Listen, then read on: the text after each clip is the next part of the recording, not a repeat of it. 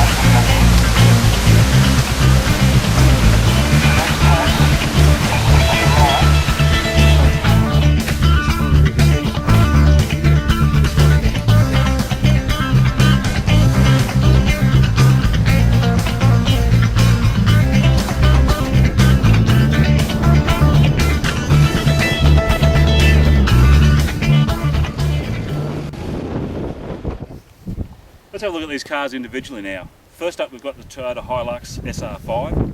It's recently had an upgrade with the Heatmore airbags in it for the 5-speed auto, and that is more expensive than any other car here. One downside of the Hilux is it will only tow 2,250 kilos, whereas the others will all tow 3,000 kilos. So in the recreational vehicle market, that is a bit of a negative towards it. But other than that, it is typically Toyota. Reliability, it's like wearing a pair of comfortable jeans as soon as you jump in it and drive away. Let's now have a look at the Ford Wildtrak. This is the top of the range Ranger, which is above the XLT. It has 18-inch lower profile tyres. It's got leather inside and a bunch of goodies inside, which sort of adds to the value. It's also got a roll-back cover for the ute back, which is good and not so good because it does limit what you can physically put in there, but it is lockable, so that's an advantage. This has the lowest power at 115 kilowatts, but the highest torque at about 380 newton meters. It comes in slightly higher at about 2,000 revs, but still it's quite tractable in terms of its driving ability. One thing I don't like about this is it's got just a straight 5-speed automatic, so there's no Tiptronic, and it's got an umbrella handbrake, which people like, people dislike. I happen to dislike them. It does have electronic selection for low range, which is an advantage. This comes in at around about $50,000, manufacturer's list price. Next up, we have the Isuzu D-Max LS, which is their top of the range. The particular one we have is a 5-speed manual. This has now got 16-inch alloy wheels. It pumps out about 120 kilowatts, about 360 newton meters of torque, at around about 1800 revs.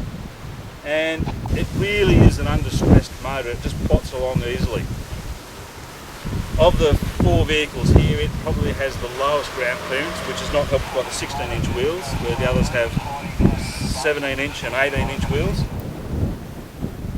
But it does have a cover for the tray, and while it has a lot of features, it does have electronic selection of low range. While it has a lot of features, it's probably at the lower end of the feature market in terms of the 4 vehicles, but it also only costs $45,000 for the top of the range in automatic version. So it is excellent value for money. Next up, the Mitsubishi Triton GLXR, priced at around about $50,990, which is the same as the Ford Ranger Wildtrak. It's a 5-speed Tiptronic auto. It is about 131 kilowatts, coming in at around about 4,000 revs, so it's fairly high, but it's 350 newton meters of torque at around about 2,000 revs. The automatic has less than the manual. The manual has 380 newton meters of torque, so they drop it down for the auto. It's got 17-inch alloy wheels, the ute tub liner, They've all got side steps. Inside's typical Mitsubishi. It has the Super Select shift on the fly four-wheel drive. Very comfortable front seats. Probably got the most rear travel in the driver's seat of all the four vehicles. It's got centre cup holders, plus also door bins and bottle holders. Features I like about this is it does have controls on the steering wheel for your cruise control and stereo. It also has a rear diff lock, which none of the other vehicles have, that come as part of the GLXR package. It has a lap sash centre seat belt, and it has driver, passenger, side and curtain airbags as well. The other thing you need to think about is all of these vehicles have individual differences. For example, the Hilux now has curtain airbags, whereas this has side airbags and front airbags. The Isuzu has front airbags. Some have got lap sash seat belts for the rear middle passenger, some have only got lap seat belts. The Ford Ranger has a 12-volt plug in the rear tray. So they've all got individual differences, and that's something you need to have a look at. Way too much detail for me to go through here in terms of what they all are. Look it up on the websites if you really are interested. But suffice to say, they've all been exceptionally competent in terms of what we've put them through over the last 2 days, and they've all performed to varying degrees of ease everything we've asked of them. You'll notice we've put the trailer on the back of the Triton today because it just has trailed that with ease. It has not even noticed it's been on the back, and the trailer itself's been just a gem. So what we'll do, we'll go for a bit more of a drive, we'll add up our scores, and then we'll come up with a win a bit later on.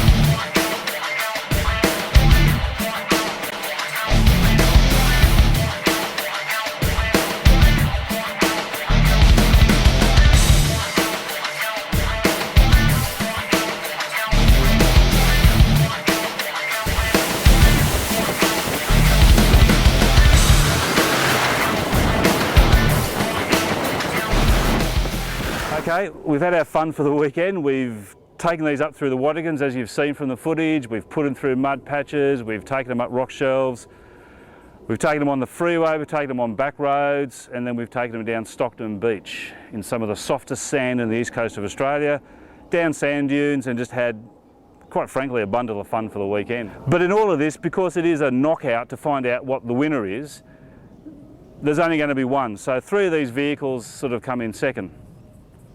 Let me start off by saying that each of these vehicles has proved themselves to be amazingly competent. You could buy any of these and be happy with it doing what we've done for the weekend, and that's probably what 90-odd% of the people would do with these vehicles.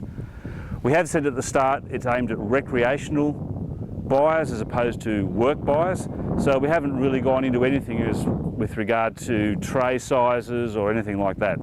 The thing that's key for us is towing capacity. What we did is we rated the vehicles over 11 criteria and stars out of 5, and they were ranging from handling, off-road ability, comfort, price, safety, the whole range of factors. There was 4 drivers. Each driver drove each vehicle under each conditions and rated the vehicles independently of each other. And at the end of the weekend, got them all together with their comments, added them up and came up with a winner. The first vehicle that's knocked out is the Isuzu D-Max. Unfortunately, it has the lowest ground clearance of the 4 vehicles, not aided by the 16-inch wheels. Rated exceptionally highly on value for money because it's the best priced vehicle here, and without exception was the best vehicle on sand. It absolutely glided over the top of dunes where some of the others really struggled. It is aimed probably a little bit more at the work market than the recreational vehicle market, but given what we put it through, very capable. But that's the first one knocked out. Okay, the second vehicle knocked out is the Ford Ranger Wildtrak. It sort of just came in average all the way through. It performed, again, averagely in all of the functions we put it through. It wasn't the best, it wasn't the worst in anything. Highly optioned up, but more of a showpiece, which could really work for a number of the recreational vehicle buyers. Overall, not a bad vehicle, but again, across the 4 scorers, it came in third. So there we're left with two of our perennial favourites, the Toyota Hilux SR5 and the Mitsubishi Triton GLXR. Both of these vehicles again performed excellently in certain areas. The Hilux had a couple of negatives in that it was the most expensive vehicle here and didn't have the same level of internal appointments as what the Triton does. It also only tows 2,250 kilos, which in the recreational vehicle market is a limiting factor. But it typically performed with Toyota efficiency and really did nothing wrong over the entire weekend. The Mitsubishi Triton represents excellent value for money in terms of the internal features, what you get for it. It was probably the best vehicle off-road and the best vehicle on-road. Well priced, 3,000 kilo towing capacity, and these were actually quite close in terms of who came out on top for the winner. So I guess you really want to know who the winner is. Who is the four-wheel drive dual cab ute of the year winner? Again, these vehicles very close in terms of the scoring, but there can only be one winner. And the winner for us is the Mitsubishi Triton GLXR. Excellent value for money. It is a host of features inside, full range of safety features, will tow 3,000 kilos. It's a 5-speed Tiptronic automatic.